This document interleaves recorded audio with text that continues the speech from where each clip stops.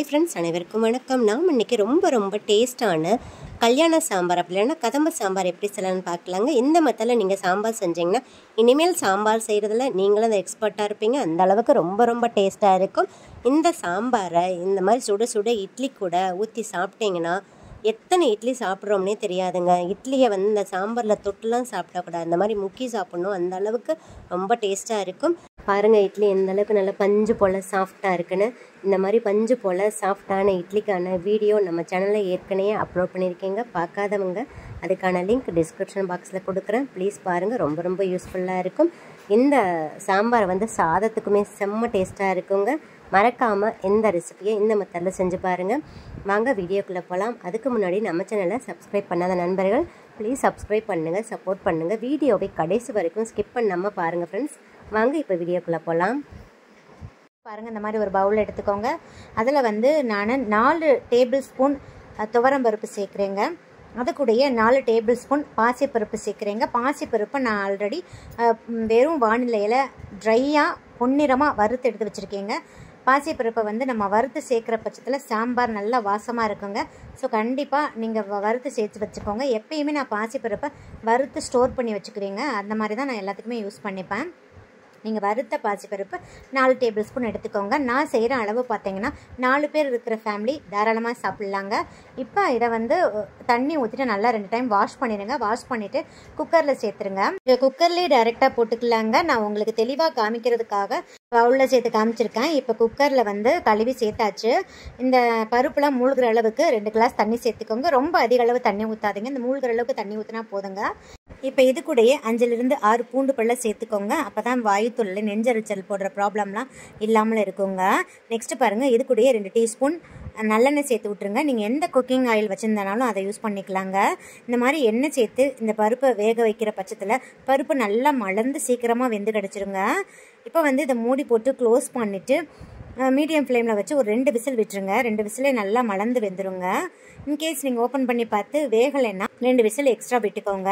பாருங்கள், நான் இன்றைக்கி ஒரு பெரிய முருங்கைக்காயை கட் பண்ணிவிட்டு அந்த தோலை பகுதியை ரிமூவ் பண்ணிவிட்டு வச்சுருக்கேங்க.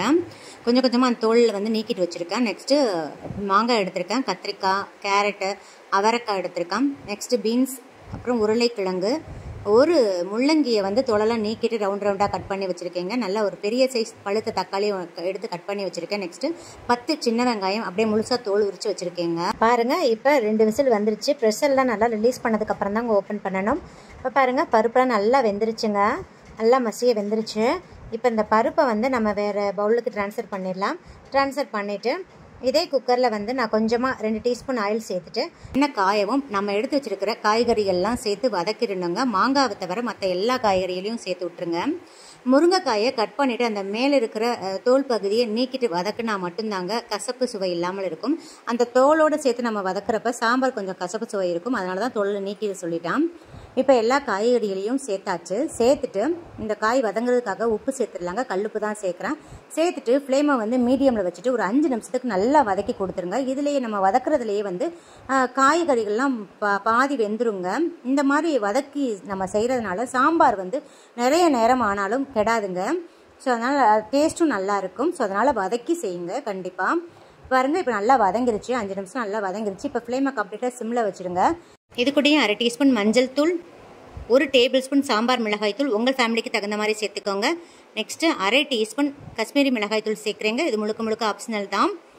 இப்போ 2 நிமிஷத்துக்கு நம்ம சேர்த்த அந்த சாம்பார் தூள் மஞ்சள் தூளோட பச்சை ஸ்மெல்லாம் போகிற அளவுக்கு நல்லா வதக்கி கொடுத்துருங்க. இந்த மாதிரி வதக்கி செய்கிறதுனால சாம்பார் நல்ல மணமாக இருக்குங்க. கண்டிப்பாக ஃப்ளேம் சிம்மில் தாங்க இருக்கணும். இல்லாட்டி நம்ம சேர்த்த அந்த மசாலாலாம் சட்டுன்னு கருகிச்சுன்னா சாம்பார் டேஸ்ட் மாறிடுங்க. இப்போ பாருங்கள், நல்லா அந்த பச்சை ஸ்மெல்லாம் போயிடுச்சு. இது கூடயே நம்ம மாங்காயை சேர்த்துடலாங்க. சேர்த்துட்டு 2 கிளாஸ் தண்ணி ஊற்றிட்டு மூடி போட்டு க்ளோஸ் பண்ணிவிட்டு மீடியம் ஃப்ளேமில் வச்சு ஒரு விசில் விட்டுருங்க. ஒரு விசில் போதுமானது. அதிக விசில் விட்டிங்கன்னா மாங்காய் ரொம்ப குழஞ்சிருங்க. முருங்கைக்காய் மாங்காய்லாம் குழஞ்சிரும். ஏன்னா நம்ம 5 நிமிஷம் நல்லா காயை வதக்கியிருக்கோம். அதிலே பாதி வெந்திருக்கும்.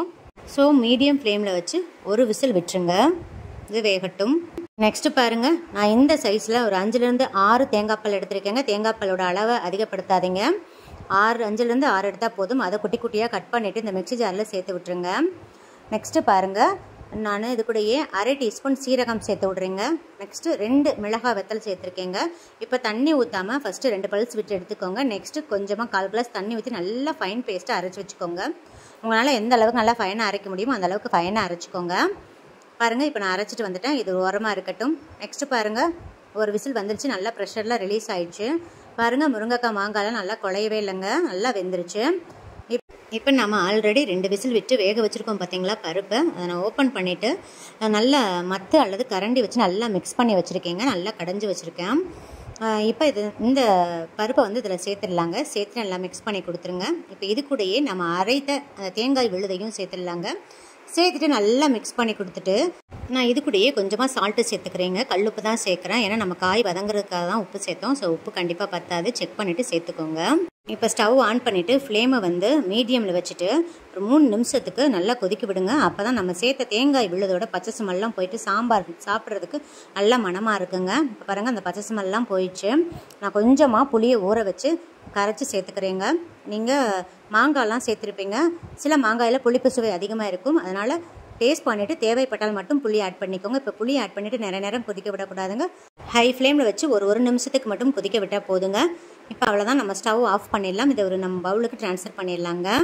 தாளிப்பு பார்த்துடலாங்க. நான் 2 டேபிள் ஸ்பூன் தேங்காய் எண்ணெய் சேர்த்துருக்கீங்க. நீங்கள் எண்ணெய் வேணால் சேர்த்துக்கலாம். இப்போ நான் தாளிப்பு வடாகம் சேர்த்து விட்றேங்க. உங்கள்கிட்ட தாளிப்பு வடாகம் இல்லைன்னா 1/4 டீஸ்பூன் கடுகு, 1/4 டீஸ்பூன் உளுந்து, கொஞ்சமாக 2-3 வெந்தயம் சேர்த்துக்கோங்க. நெக்ஸ்ட்டு 1/4 டீஸ்பூன் மிளகு சேர்த்துக்கோங்க. நான் இன்றைக்கி தாளிப்பு வடாகம் மட்டும் தான் சேர்க்குறேன். இது கூடயே 1/4 டீஸ்பூன் சீரகம், 1/4 டீஸ்பூன் சோம்பு சேர்க்குறேங்க. சீரகம் சோம்பு நல்லா பொரியட்டும். இது கூடயே நான் ஒரு பச்சை மிளகாயை கட் பண்ணி சேர்த்து விட்றேங்க. நெக்ஸ்ட்டு 2 மிளகாய் வத்தலை கிள்ளி சேர்த்துக்கிறேங்க. நெக்ஸ்ட்டு இது கூடயே ஒரு கொத்து கருவேப்பிலையை சேர்த்துக்கிறேங்க. இப்போ ஸ்டவ் ஆஃப் பண்ணிவிட்டு 2 பிஞ்ச் பெருங்காயத்தூள் சேர்த்துக்கோங்க. கொதிக்கிற எண்ணெயில் எப்பயுமே பெருங்காயத்தூள் சேர்க்க. இப்போ இந்த தாளிப்பை சாம்பாரில் சேர்த்துடலாங்க. சேர்த்துட்டு மூடி போட்டு க்ளோஸ் பண்ணிடுங்க உடனேவும். அப்போ தான் அந்த தாளிப்போட வாசனை வந்து அந்த சாம்பாரில் நிறைய நேரம் வரைக்கும் அப்படியே இருக்குங்க நமக்கு. பாருங்கள் ஃப்ரெண்ட்ஸ், ஃபைனலாக நம்மளோட ஜம்முன்னு சாம்பார் ரெடி ஆயிடுச்சு. கல்யாண சாம்பார் வந்து இந்த மாதிரி ஸ்டைலில் செஞ்சு பாருங்கள். கண்டிப்பாக எல்லோரும் விரும்பி சாப்பிடுவாங்க. இனிமேல் சாம்பார் செய்கிறதுல நீங்கள் தான் எக்ஸ்பர்ட்டாக இருப்பீங்க. அந்த அளவுக்கு செம்ம டேஸ்ட்டாக இருக்கும். இனிமேல் நம்ம இட்லிக்கு தனியாக லஞ்சுக்கு தனியாக சாம்பார் செய்ய தேவையில்லைங்க. இந்த ஒரு சாம்பாரே போதும். இட்லி தோசைக்கும் செம்ம டேஸ்ட்டாக இருக்கும். அதே மாதிரி சாதத்துக்கும் செம்மையாக இருக்குங்க. சாதம் சாப்பிட்றச்ச 1 ஸ்பூன் நெய் ஊற்றி சாப்பிட்டு பாருங்கள். இந்த சாம்பார் கூட செம்ம டேஸ்ட்டாக இருக்குங்க. நெக்ஸ்ட்டு ரொம்ப ஸ்பெஷலான கேரளா, கன்னியாகுமரி, நாகர்கோயிலெல்லாம் அடிக்கடி செய்கிற ரொம்ப ஃபேமஸான ரெசிபியான அவியல் எப்படி செய்யலான்னு பார்க்கலாங்க. அவியல் வந்து ஒரு 15 நிமிஷத்துல ரொம்ப ஈஸியாக செஞ்சிடலாம். வாங்க பார்க்கலாம். அவியல் செய்கிறதுக்கு தேவையான காய்கறிகள் என்னென்னு பார்த்துடலாம். இந்த சைஸில் புடலங்காய் பாருங்க, இந்த சைஸில் சுரக்காய் எடுத்திருக்கேன். நான் சொல்கிற அளவுகள்லாம் உங்கள் ஃபேமிலிக்கு தகுந்த மாதிரி நீங்கள் கூட்டியோ குறைச்சோ செஞ்சுக்கலாங்க. நெக்ஸ்ட்டு ஒரு வாழைக்காய் எடுத்திருக்கேன். ஒரு 10 சீனி அவரைக்காய் எடுத்திருக்கேன். ஒரு மீடியம் சைஸ் கேரட், பாதி மாங்காய் எடுத்திருக்கேன். 2 கத்திரிக்காய் பாருங்க, இந்த சைஸில் சேனைக்கிழங்கு எடுத்திருக்கேன். அப்புறம் ஒரு பெரிய தக்காளி, பெரிய சைஸ் தக்காளி. எனக்கு வந்து இன்னைக்கு நாட்டு கத்திரிக்காய் தான் கிடைச்சிருக்கு. ஆக்சுவலாக இந்த அவியலுக்கு வந்து பெரிய கத்திரிக்காய் தான் சேர்ப்பாங்க. ஏன்னா பெரிய கத்திரிக்காய் அவ்வளோ சீக்கிரத்தில் குழஞ்சு போகாது. எனக்கு அந்த கத்திரிக்காய் கிடைக்கல, அதனால நாட்டு கத்திரிக்காய் சேர்த்துருக்கேன். ஸோ உங்களுக்கு அந்த பெரிய கத்திரிக்காய் கிடைச்சா அதையே நீங்கள் சேர்த்துக்கோங்க. நெக்ஸ்ட் இதில் வெள்ளரிக்காயும் சேர்ப்பாங்க, அப்புறம் வெள்ளை பூசணி சேர்ப்பாங்க. அந்த 2 காயும் எனக்கு கிடைக்கல. ஸோ அதெல்லாம் எனக்கு கிடைக்காதனால நான் இருக்கிற காயை வச்சு நான் செஞ்சுருக்கேங்க. இதில் ஒரு 10 காய் இருக்கு. உங்களுக்கு இதில் ஏதாவது ஒரு காய் மிஸ் ஆனாலும் பரவாயில்ல, நீங்கள் இருக்கிற காயை வச்சு செஞ்சுக்கலாங்க. எல்லா காயுமே ஈக்குவலான ஷேப்பில் கட் பண்ணி வச்சுக்கோங்க. அதே மாதிரி முருங்கைக்காயை தோல் ரிமூவ் பண்ணிட்டு கத்திரிக்காயை கட் பண்ணுவோம் பார்த்தீங்களா, 2 அதே மாதிரி கட் பண்ணி வச்சுக்கோங்க. ஃபுல்லாக கட் பண்ணிடக்கூடாது, பாதி அளவு இந்த மாதிரி கட் பண்ணி வச்சுக்கோங்க. வெள்ளரிக்காய் இல்லாததுனால இன்னைக்கு நான் சுரக்காய் சேர்த்துருக்கேன். நீங்கள் வெள்ளரிக்காய் கிடைச்சிச்சுன்னா சுரக்காயை அவாய்ட் பண்ணிடுங்க. இதே மாதிரி எல்லா காயையும் சேமாக கட் பண்ணி வச்சுக்கோங்க. அதே மாதிரி வாழைக்காயையும் கத்திரிக்காயையும் தண்ணியில் போட்டு வச்சுருங்க, இல்லாட்டி கலர் மாறிடும். நெக்ஸ்ட்டு 5 பச்சை மிளகாய் எடுத்திருக்கேங்க. நீங்கள் உங்கள் காரத்துக்கு தகுந்த மாதிரி பச்சை மிளகாய் சேர்த்துக்கலாம். அரை முடி, பெரிய முடியாக அரை முடி தேங்காய் துருவல் எடுத்திருக்கேன். நீங்கள் எவ்வளோ காய் எடுக்கிறீங்களோ அதுக்கு தகுந்த மாதிரி தேங்காய் துருவலை இன்க்ரீஸ் பண்ணி சேர்த்துக்கோங்க. பாருங்கள், இப்போ இந்த மாதிரி ஒரு கடாய் எடுத்துக்கோங்க. கடாயில் நம்ம கட் பண்ணி வச்சிருக்கிற எல்லா காயையுமே நான் சேர்த்துட்டேங்க. இப்போ ஸ்டவ் ஆன் பண்ணிக்கோங்க. இந்த பெரிய கிளாஸில் நான் 1/2 கிளாஸ் தண்ணி ஊற்றுறேங்க. ரொம்ப தண்ணி ஊற்ற தேவையில்லை, 1/2 கிளாஸ் ஊற்றினா போதும். சுவைக்கு ஏற்ப ராக் சால்ட் சேர்க்குறேங்க. இதை நீங்கள் மிக்ஸ் பண்ணி விட தேவையில்லைங்க, அப்படியே விட்டுடலாம். இப்போ ஒரு மூடி போட்டு ஒரு 10 நிமிஷத்துக்கு வேக வச்சுக்கலாங்க. ஃப்ளேமை வந்து மீடியமில் வச்சுட்டு ஒரு 10 நிமிஷத்துக்கு வேக வச்சுக்கலாம். இப்போ வந்து காய் வெந்துட்டு இருக்கட்டும். அதுக்கு இடையில நம்ம மசாலா அரைச்சிட்டு வந்துடலாம். இப்போ நான் எடுத்து வச்சிருந்த அரை முடி தேங்காய் துருவலை மிக்சி ஜாரில் சேர்த்துட்டேங்க. நெக்ஸ்ட் 5 பச்சை மிளகாயை சேர்க்குறேங்க. 1/4 ஸ்பூன் சீரகம், 1/4 ஸ்பூன் மஞ்சள் தூள், கொஞ்சமா கருவேப்பிலை பாருங்க நல்லா வாஷ் பண்ணிட்டு சேர்த்துக்கோங்க. இப்போ இதில் நம்ம கொஞ்சமா தண்ணி ஊற்றி கோர்ஸா அரைச்சுக்கணுங்க, ஃபைனா அரைக்கக்கூடாது. பாருங்க இந்த அளவுக்கு கோர்ஸா தாங்க இருக்கணும். சோ மிக்சியில 2 பல்ஸ் விட்டு எடுத்துக்கோங்க. கொஞ்சமா தண்ணி ஊத்தி 2 பல்ஸ் விட்டு எடுத்துக்கோங்க. பாருங்க நான் மீடியம் ஃபிளேம்ல வச்சுட்டு 10 நிமிஷம் கழிச்சு ஓபன் பண்ணிட்டேன். பாருங்க காய் நல்லா வெந்துருச்சு. அரைச்சு வச்சிருக்கிற மசாலாவை ஊத்திடலாம். எல்லாத்தையும் சேர்த்துருங்க. கொஞ்சமா மிக்சி ஜாரை வாஷ் பண்ணிட்டு ஒரு 1/4 கிளாஸ் தண்ணி ஊத்தி வாஷ் பண்ணி சேர்த்துருக்கேங்க. லைட்டா மிக்ஸ் பண்ணி விட்டுருங்க. ஃபிளேமை வந்து மீடியம்ல வச்சுக்கோங்க. தயிர் ஆட் பண்றேன். கெட்டி தயிர் ஆட் பண்ணிக்கோங்க. இந்த ஸ்பூன்ல 1 ஸ்பூன் ஆட் பண்ணிருக்கேன். தயிர் ஆட் பண்ணிட்டு நல்லா மிக்ஸ் பண்ணி விட்டுருங்க. பாருங்க இந்த புளிக்கரண்டில 3/4 குழிக்கரண்டி அளவு தேங்காய் எண்ணெய் ஊத்திருக்கு. தேங்காய் எண்ணெய் ஊத்தினாதாங்க இந்த அவியலுக்கு டேஸ்டா இருக்கும். தேங்காய் எண்ணெயை மிஸ் பண்ணாம ஆட் பண்ணிக்கோங்க. தேங்காய் எண்ணெய் ஊத்திட்டு நல்லா மிக்ஸ் பண்ணி விட்டுருங்க. ஃபிளேம் வந்து மீடியம்ல இருக்கட்டும். தண்ணி எல்லாம் நல்லா சுருள ட்ரை ஆகி வரணும். அந்த அளவுக்கு நல்லா வேக விட்டுருங்க. இப்ப வந்து உப்பு செக் பண்ணிக்கோங்க. உப்பு செக் பண்ணிட்டு இப்பயே ஆட் பண்ணிடுங்க. பாருங்க எவ்வளவு மல்டி கலரா அழகா இருக்கு. பாக்குறதுக்கே நல்லா இருக்கு பாருங்க. சாப்பிட்டு பார்த்தா இன்னமும் டேஸ்டா இருக்கும். மீடியம் ஃபிளேம்லயே வச்சுக்கோங்க. வச்சுட்டு நல்லா சுருள வதக்கி விடுங்க. இப்ப தண்ணி எல்லாம் ஓரளவுக்கு நல்லா ட்ரை ஆயிடுச்சு. இப்ப வந்து கொஞ்சமா கருவேப்பிலைய நல்லா கிள்ளிட்டு சேர்த்திருக்கேன். நல்லா வாஷ் பண்ணிட்டு சேர்த்திருக்கோங்க. இதுக்கு கொத்தமல்லி தழை சேர்க்கக்கூடாது, கருவேப்பிலை மட்டும்தான். கருவேப்பிலை சேர்த்துட்டு நல்லா மிக்ஸ் பண்ணிட்டு இப்ப ஸ்டவ் ஆஃப் பண்ணிடலாங்க. இதை நம்ம ஒரு பவுலுக்கு ட்ரான்ஸ்ஃபர் பண்ணிடலாம். பாருங்க ஃப்ரெண்ட்ஸ், ஃபைனலாக நம்மளோட கலர்ஃபுல்லான அவியல் ரெடி ஆயிடுச்சு. நான் இன்னைக்கு மாங்காய் சேர்த்துருக்கிறதுனால லெமன் புளிஞ்சது இல்லைங்க.